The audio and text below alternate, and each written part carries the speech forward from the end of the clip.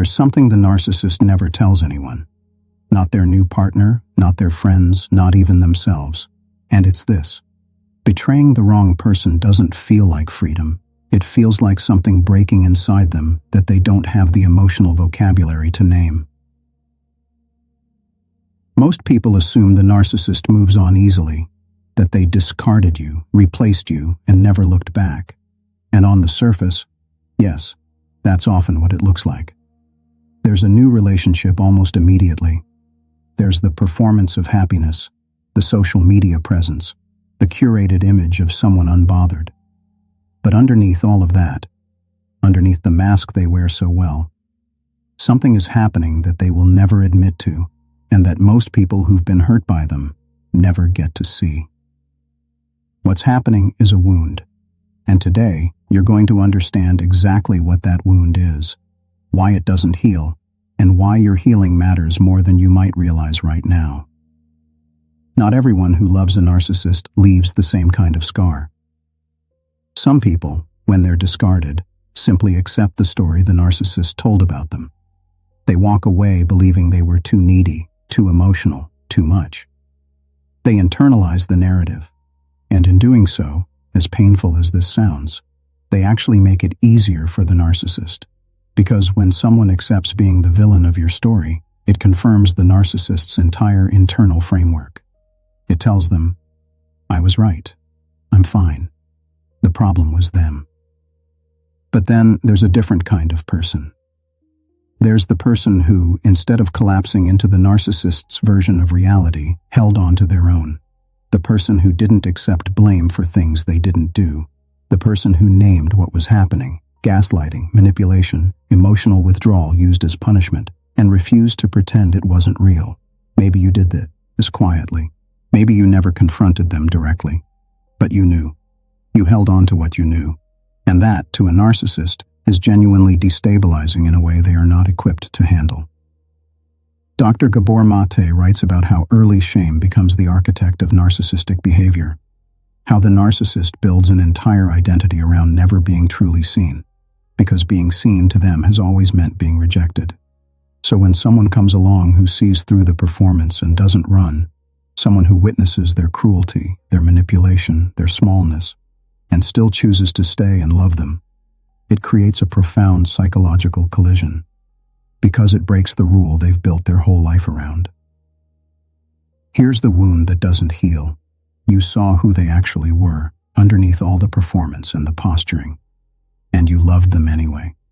That is not something a narcissist can metabolize. Their entire survival strategy depends on keeping people at a distance close enough to feed their ego, but far enough away that no one ever really sees them. You got close enough to see them. And when they betrayed you, when they lied or cheated or discarded you for someone new, they didn't just lose you. They lost the only proof they ever had that someone could know them and still choose them.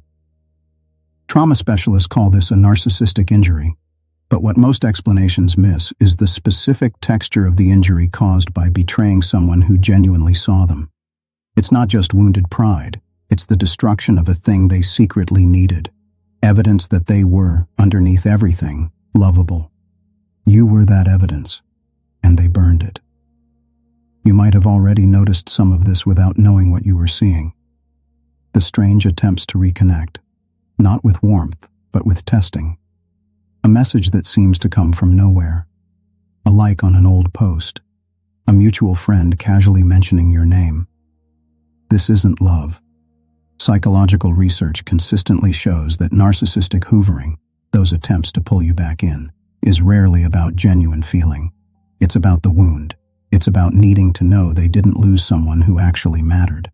Because if you mattered, and they lost you through their own choices, then the fault line in their self-image grows wider. Watch also for the subtle character assassination that follows a breakup with the wrong person. When a narcissist betrays someone who truly saw them, they often become particularly vicious in how they talk about that person afterward. They need to make you into someone terrible. They need the story to be that you were unstable, controlling, impossible to please. Because if you were a good person, a loving person, someone who offered them something real, and they still destroyed it, what does that say about them? Their psyche cannot answer that question honestly. So instead, they rewrite the story until you're the monster. Even then, it doesn't fully work. Because somewhere, underneath everything, they know. Every person the narcissist pursues after you is, in some way, a search for a feeling they destroyed with their own hands. Carl Jung observed that we often compulsively recreate the emotional conditions we never resolved, and narcissists are no exception. The person who comes after you will be chosen, at least in part, as an attempt to fill the space you left. But here's the thing about that space. It was shaped by who you are. By your depth, your emotional intelligence, your capacity to love someone difficult without losing yourself. That combination is not common, and it cannot be replicated simply by finding someone new. This doesn't mean they deserve your empathy. It doesn't mean you should soften toward them or second-guess what they did. It simply means that what they lost when they lost you is not replaceable, and no amount of rebranding or new relationships or curated happiness will change that quiet, internal truth. So, what do you do with all of this? First, let it reframe how you see yourself. Because if you've been walking around feeling like you weren't enough, or like you were too much, or like the narcissist discarded you because you somehow failed, this is the correction. The wound they carry is proof of your value. Not proof that you should go back. Not proof that they'll change. Just proof that what you offered was real, was significant, and that losing it cost them something they don't have the emotional capacity to fully grieve. Second, stop waiting for them to admit it. According to trauma experts, the narcissist's wound rarely surfaces as remorse. It surfaces as anger, as minimizing, as obsessive comparison, as quiet restlessness. You will almost certainly never get the acknowledgement you deserve, but their inability to give it doesn't make your experience less true. Your instincts were right. What you felt happening between you, the depth of it, the weight of it, the loss of it, was real. You're not imagining it. Third, recognize that your healing is not dependent on their wound. Yes, they carry something. Yes, what they did came back around, but your life cannot be organized around watching for evidence of their suffering. The real empowerment here is in understanding the dynamic clearly enough that you stop doubting yourself and then turning that clarity toward your own future. The narcissist carries you like a splinter they can't reach. Deep enough to feel, impossible to remove, and a constant reminder that something they did cannot be undone. But you get to carry something different. You get to carry the knowledge that you loved with your whole self, that you saw someone clearly and stayed, that you are the kind of person who offers real love, and that is not a flaw. It is a gift. It just wasn't meant for them.